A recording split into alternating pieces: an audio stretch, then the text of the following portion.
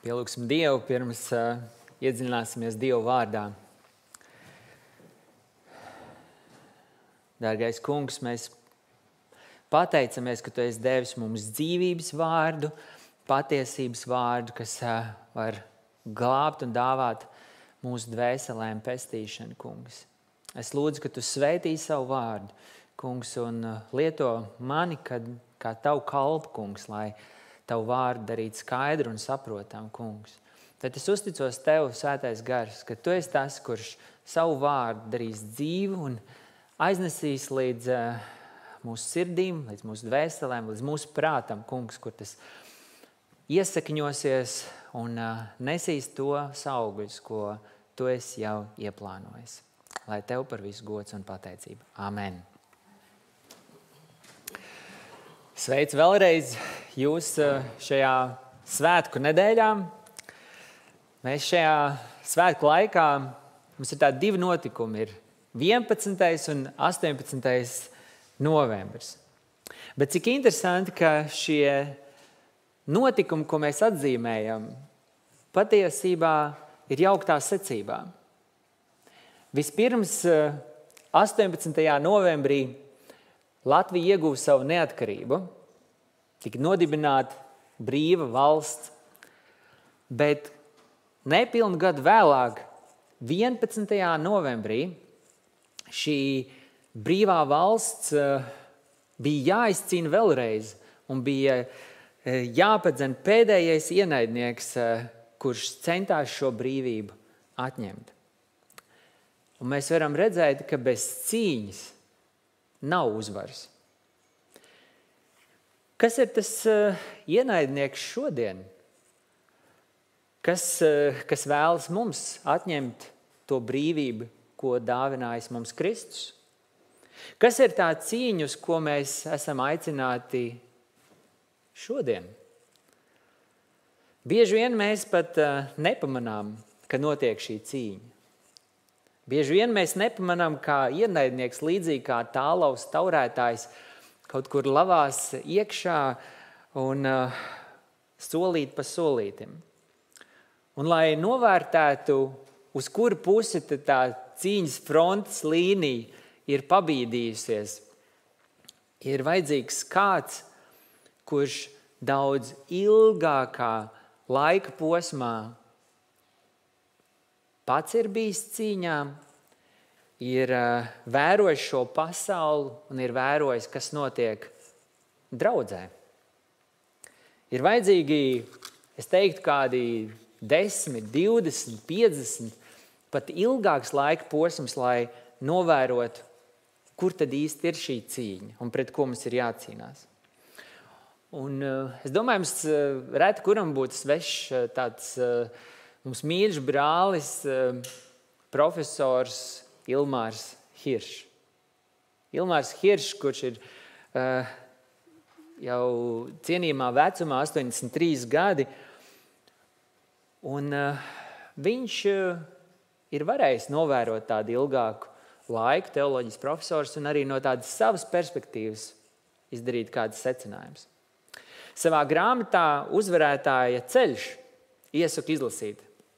Uzvarētāja ceļš, viņš raksta: agrāk kristieša dzīvē daudz nopietnāk izturējās, daudz vairāk runāja, daudz lielāku uzmanību pievērst tādām lietām kā grēks, grēka nožēla, cīņa pret grēku un svēta dzīve. Grēks, grēka nožēla, cīņa pret grēku, svēta dzīve. Mēs varbūt pat varētu teikt, ka mūsdienās šie vārdi ir kļuvuši tādi diezgan sveši. Varbūt kā tādi dinozauri, kas ir no kāda senāka laikmeta. Varbūt kā tāda izzūdoša suga, ko ir jāmeklē ar palielināmo stiklu. Varbūt kā tādi senvārdi, kuriem cilvēki mūsdienās pat ir aizmirsuši nozīmi. Un kad jauns cilvēks ienāk draudzē, tad viņam ir šis jautājums, kas tad tas tāds ir? Bet Bībele mums ļoti skaidri saka, vēstulē Romiešiem 6.12 Pāvils raksta, lai grēks nevalda jūsu mirstīgajā miesā. Neklausiet vairs viņas iekārēm. Mēs redzam, ka ir kāds, kurš vēlas valdīt pār mums. Ir kāds, kurš vēlas komandēt, dot pavēles, kāds svešs spēks, kāds parazīts, kāds, kurš vēlas iemitināties, kāds, kur vajag izdeklarēt, jo neviens viņu tur nav piedeklarējis. Viņš sēž iekšā un komandē, un pavēl un izrīko, un mēs nedrīkstam to ļaut. Pirmā vēstulē Tesaloniķiešiem 5. nodaļa 22. pāns sacīts: atraujieties no visa, kas ļauns. Un interesanti, vecajā Glika tulkojumā ir rakstīts vēl stingrāk: atraujieties no visa, kas ļauns liekas. Pat ja liekas, ka tas ir ļauns, tad atraujies no tām. Redzēt, agrākās paudzes iespējams domāja, vai tikai tas nav grēks. Šodien bieži vien kristīgā pasaulē šie principi vairs nav modē. Grēks, grēka nožēla, cīņa pret grēku, svēta dzīve. Tādus vārdus mēs dzirdam arvien mazāk un mazāk. Kā ir? Kad bija pēdējā reize, kad kāds pienāca pie tevis un norādīja uz grēku, mīlestībā, pazemībā, bet teica: klau brāl vai klau mās, tas, ko tu dari, tas ir grēks. Vai tu atceries kādu reizi, kad kāds tavā dzīvē nāca pēdējo reizi un norādīja uz grēku? Un tu pats? Kad bija pēdējā reize, kad tu kādam piegāji un mīlestībā, pazemībā, ar vēlmi celt un palīdzēt, pamanīja kādu grēku un teica: tas nav labi, ko tu dari. Nedari to. Varbūt arī tu, līdzīgi kā es kādreiz izjūtu tādu neredzamu spiedienu,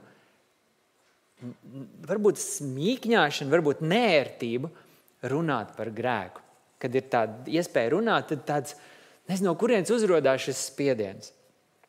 Es atceros, bija kāda misijas nedēļa, ko mēs veicām kādā no Latvijas pilsētām, un visu nedēļu kopā ar jauniešiem mēs evaņģelizējām uz ielām, slavējām, muzicējām, cilvēki nāca, runājās, rīkojām dažādus pasākumus, bērniem bija svētki, un tad bija nedēļas beigās bija tāda noslēguma kulminācija pasākums, kurus mēs visi aicinājām, visu pilsētu.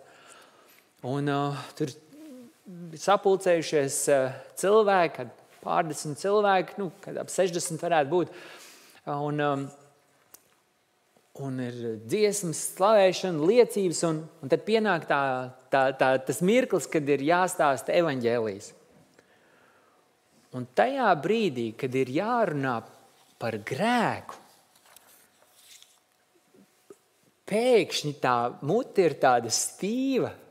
Liekas, ka tu esi tā kā pie zobārsta, ka tev ir saliktie tamponi un tu nevari viņu tā grēks, tā grūti pat izrunāt. Tad, kad runāt par Dievu mīlestību, tad ir ļoti viegli.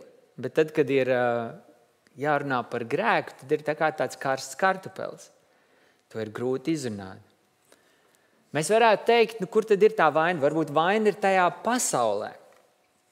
Bet redzēt, pasaule nav vainīga. Pasaule vienmēr tāda ir bijusi. Pasaule vienmēr ir ar savu grēku, bet draudze bieži vien ir kļuvusi klusa un vāja.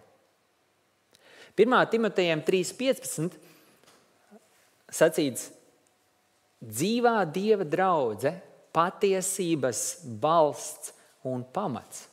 Mūsu uzdevums ir būt patiesības balstam un pamatam.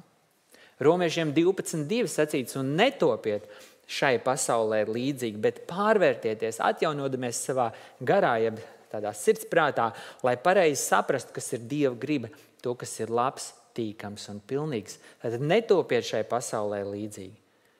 1. Jāņa 2.15 sacīts, nemīliet pasauli, nec to, kas ir pasaulē. Draudze, bieži vien mēs, es runāju arī par sevi, mēs uzsūcam, uzņemam šo kultūru, kas mums ir apkārt, šo sabiedrību un kļūstam viņiem līdzīgi. Kas tad ir grēks? Kas ir tas grēks, pret ko mums ir jācīnās? Kas ir tas parazīts, kas mūsos ir kaut kur tur iemitinājies? Un bieži vien mēs nezinām. Ja mēs jautātu sabiedrībai, daudz teikt, tas ir kaut kas slikts, tas ir kaut kas aizliegts, tas ir tad, kad tu aizvaino kādu citu. Kāds saka, grēks ir neizmantot to iespēju. Kāds jauns puisis reiz viņš bija tādā istabā un runāja par kaut ko, un pēkšņi ienāca es, un viņš saka, mācītājs, nedrīkst vairs runāt par to. Par kaut ko sakaunējās. Bet sabiedrība, cilvēki mums apkārt cenšas noteikt, ko tu vari un ko tu nē.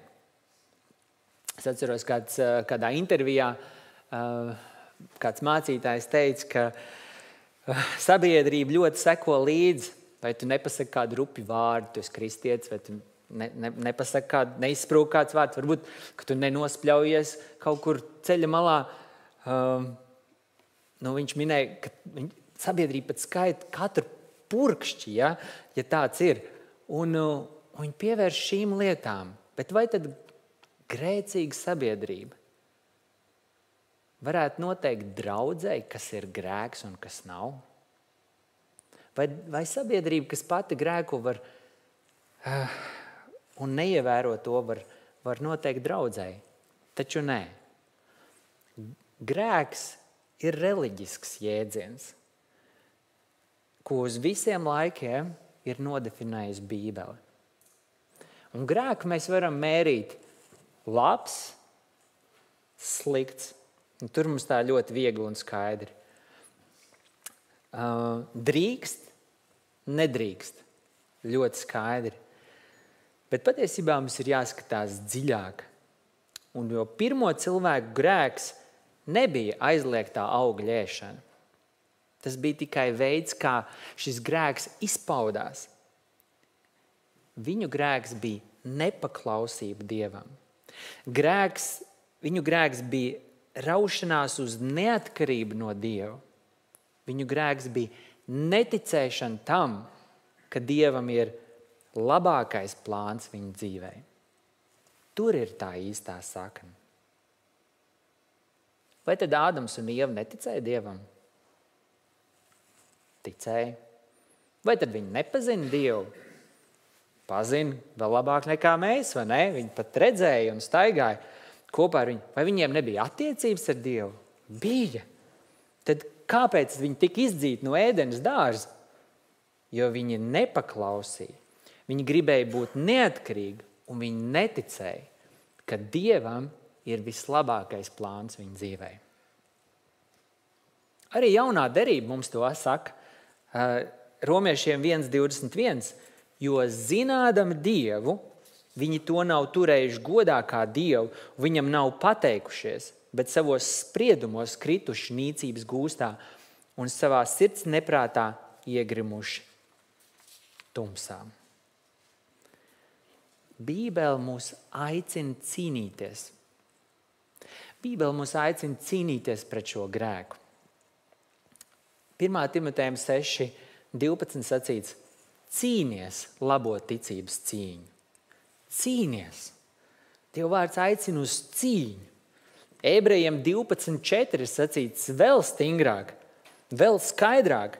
Viņš saka, jūs vēl neesat līdz asinīm pretī turējušies, cīnīdamies pret grēku. Cīņa pret grēku ir īsta cīņa. Tas ir karš.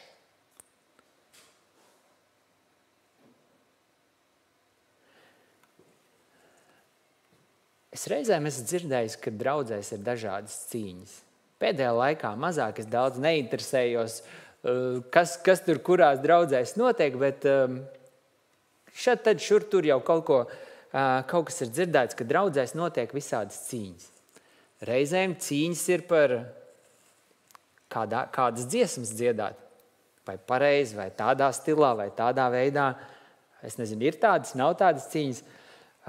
Citreiz cīņas par pareiziem cilvēkiem, kādos amatos likt. Arī neko nezinu par to. Celtniecībā noteikti ir daudz lēmumu, un tur var izkauties kārtīgi. Bet jums viss ir kārtībā, jums projekts tūlīt būs pabeigts, un es jau mācītāju čatā ik pa laikam Raivs ieliek un dalās ar bildēm. Mēs vienmēr esam priecīgi un slavējam Dievu par šo brīnišķīgo svētīto darbu, ko Dievs dara šeit. Bet ir tikai viena cīņa, par ko parasti runā ļoti maz, un tā ir cīņa pret grēku.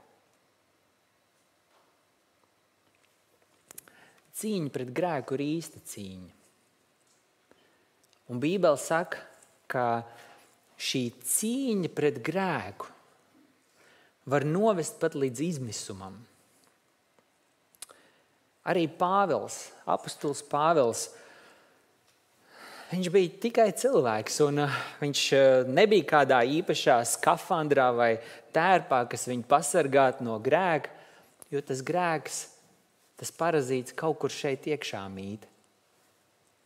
Viņš raksta par šo izmisumu Romiešiem 7:18, jo es zinu, ka manī, tas ir manā dabīgajā miesā, nemīt nekas labs. Labu gribēt man ir dots, bet labu darīt ne. Jo labo, ko es gribu, es nedaru, bet ļauno, ko negribu, to es daru. Bet ja es to daru, ko negribu, klausieties uzmanīgi, tad darītājs neesmu vairs es, bet manī mītošais grēks. Tas darītājs neesmu vairs es, bet manī mītošais grēks. Un kāds pants vēlāk, 24. pantā, viņš saka, es nožēlojamais cilvēks, kas mani izraus no šīs nāvei lemtās miesas. Mēs reizēm domājam, ka mēs mēdzam domāt, ka mēs varam disciplinēt sevi. Mēs varam saņemties. Mēs varam ar savu prātu, ar savu gribu piespiest un turēties pretī. Un tā ir taisnība. Mums ir jāpieliek pūles. Mēs nevaram neko nedarīt un teikt, Jēzus jau man neko nepalīdzēja. Tev ir iespēja izvēlēt, tev ir iespēja cīnīties. Dievs aicina mūs cīnīties. Bet ir kāds noteikts punkts, kaut kāds mirklis, līdz kuram mēs varam šo grēku cīņu uzvarēt ar disciplīnu, ar gribu, ar piespiešanos. Ir kāds brīdis, pēc kur mēs vairs to nevaram. Un ir kāds, kas dzīvo mūsos, kurš ir stiprāks par mums. Ir kāds, kurš mūs velk lejup, velk projām, velk prom no svētas dzīves. Es varu teikt, es krītu atkal un atkal. Ak, es nožēlojamais cilvēks. Man nav cerības uzvarēt. Un ja mēs tā godīgi ieskatāmies, tad es ticu, ka katrs kristietis kādā brīdī ir nonācis līdz šim punktam un teicis, tā godīgi spogulī, Dieva vārda spogulī ieskatoties, teikt, es esmu kritis. Es vairs nevaru. Es esmu disciplinējis, centies vīru grupas, sieviešu grupas, lūkšanu grupas, WhatsApp grupas, atbalsta grupas. Es vairs nevaru. Kaut kas ir stiprāks par mani. Bet Bībele mums saka, ka Jēzu Kristu mums ir cerība. Mums kā kristiešiem nav bezcerība. Mums vienmēr ir cerība, un šī cerība ir Jēzu Kristu. Vēstulē Romiešiem 8:1 Pāvils saka, ja tur 7. nodaļā viņš saka, ak, es nožēlojamais cilvēks, kurš man izraus, viņš pilnīgā izmisumā, tad turpat bišķiņu uz priekšu 8. nodaļā, 1. pantā viņš saka, tad nu tiem, kas ir Kristū Jēzu, vairs nav nekādas pazudināšanas. Tiem, kas ir Kristū, nav nekādas pazudināšanas. 1. Timotejiem 1.12 viņš saka, esmu pateicīgs tam, kas darīs mani spēcīgu. Kurš tad tas ir? Kristum Jēzu mūsu kungam. Kristus ir viņu darījis spēcīgu. Šis spēks nāk no viņa. Mazliet tālāk 15. pantā, 1. Timotejam 1.15. Tas ir patiesas un pilnā mērā atzīstams vārds, ka Kristus Jēzus ir nācis pasaulē izglābt grēcinieks, un es esmu pirmais viņu starpā. Es esmu pirmais viņu starpā, ko Jēzus izglābi.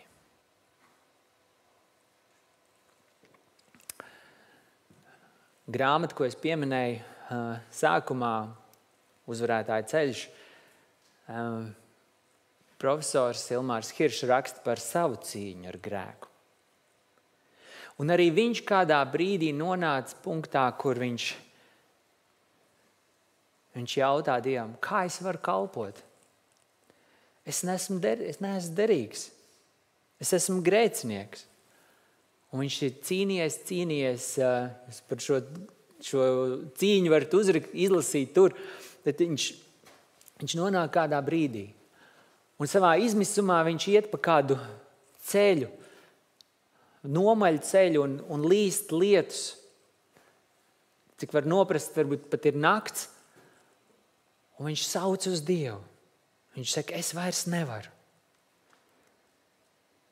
Un šajā mirklī, kad viņš sauc uz Jēzu, es vairs nevaru, viņš dzird Jēzus balss sakām, tu nevari, bet es varu.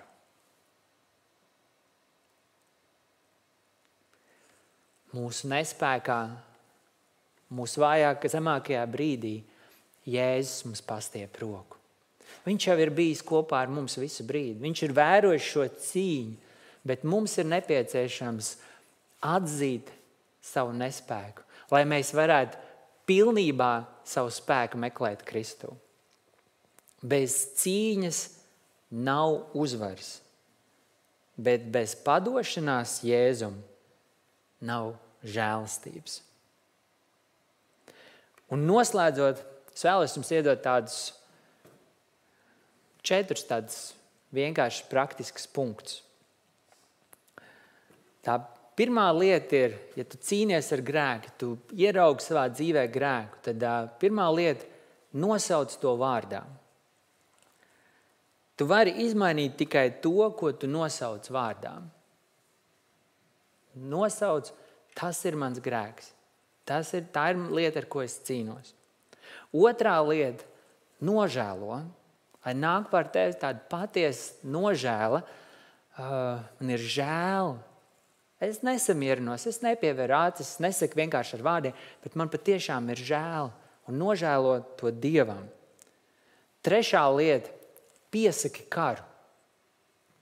Bet šī būs cīņa, šis būs cīņas gads, šis būs cīņas mēnesis, šis būs cīņas nedēļa. Es piesaku karu šai lietai savā dzīvē. Un 4. padodies Jēzum Kristum. Šīs 4 lietas – nosauc vārdā, nožēlo Dievam, piesaki karu un padodies Jēzum. Un tas, kas mums paliek, ir kaut kas ļoti labs. Lai Dievs mūs viss svētī un palīdz šajā svarīgajā cīņā, šajā karā, līdz mēs piedzīvojam pilnīgu uzvaru Jēzu Kristu. Āmen. Lūksim Dievu. Dargais kungs Jēzu, paldies, ka tu nepamet nevienu bezcerībā, ka tu ar savu gaismu izgaismo mūsu dzīves, kungs, un uzrādi ikvienu netīru lietu, ikvienu, kas tev nav tīkama. Jo tu mūs tik ļoti mīli, tev ir tik ļoti dārgi mūsu dzīve, lai mēs nenomaldamies, lai mēs nedzīvojam ar pussvētību, bet lai mēs dzīvojam ar pilnā mērā to dzīvi, ko tu esi mums ieplānojis. Un tāpēc tu savā lēnprātībā un mīlestībā mums uzrādi lietas, kas nav tev tīkamas, pret ko mums ir jācīnās, pret ko mums ir jāstājas pretī. Un es, Kungs, lūdzu, lai šajās cīņās mēs patiesi varam piedzīvot tavu uzvarošo spēku, tavu atbrīvošanu, tavu dziedināšanu, Kungs, un šo brīvību, patieso brīvību, kas nāk tikai no tevis, Jēzu. Paldies tev. Āmen.